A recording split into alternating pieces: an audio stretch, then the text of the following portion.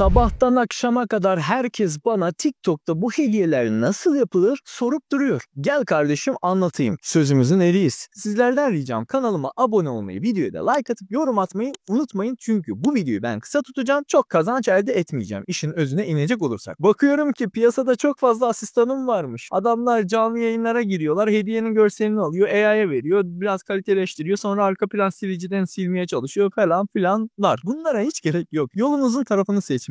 Gelin patronları olarak size yolun kısa tarafını göstereyim ve profesyonel bir şekilde canlı yayınlarınızda o hediye görsellerin ve altlarındaki yazıları biraz daha dikkat çeksin ve net olsun. Kalite öncelik gelir. Hazırsanız başlayalım. Selam canlar, ben Kubilay Can. Bugün sizlerle birlikte TikTok canlı yayında işte şu anda kafamın üzerinde görmüş olduğunuz hediyeler nasıl yapılıyormuş gelin biraz anlatalım. Öncelikle arkadaşlar bu hediyeleri gidip de TikTok canlı yayında bilmem bulup da fotoğraflarını çekip buradan gelip AI'ya vermenize gerek yok. Burada yapacağımız tek bir şey var. Şu anda vereceğim sitelerin linkleri aşağıda açıklamada bulunan WhatsApp kanalımın linkin üzerinden bulabilirsiniz. Orada paylaşacağım linkleri. Sizler de gidip oradan resimlerini de alabilirsiniz. Tasarımını da yapabilirsiniz. WebP'yi de PNG formatına dönüştürebilirsiniz. İlk yapacağımız şey bize tabii ki de TikTok canlı yayında bulunan hediyelerin görselleri lazım. Nereden mi bulacağız? Stream2earn.io sitesine gidiyoruz. Orada bir sürü resimler var. Sağ tarafa indiğimizde bir sürü ülkenin her hediyesi farklı olduğu için biz de Türkiye'yi seçiyoruz ve daha sonra istediğiniz hediye varsa sağ tıklayıp farklı kaydet yapıyorsunuz. WebP formatında indiriyorsunuz. Bazen PNG indiriyor ama WebP olursa eğer siz de convertio.co sitesine giderek aşağıda da zaten görüyorsunuz linkleri. Buraya gidereklerini de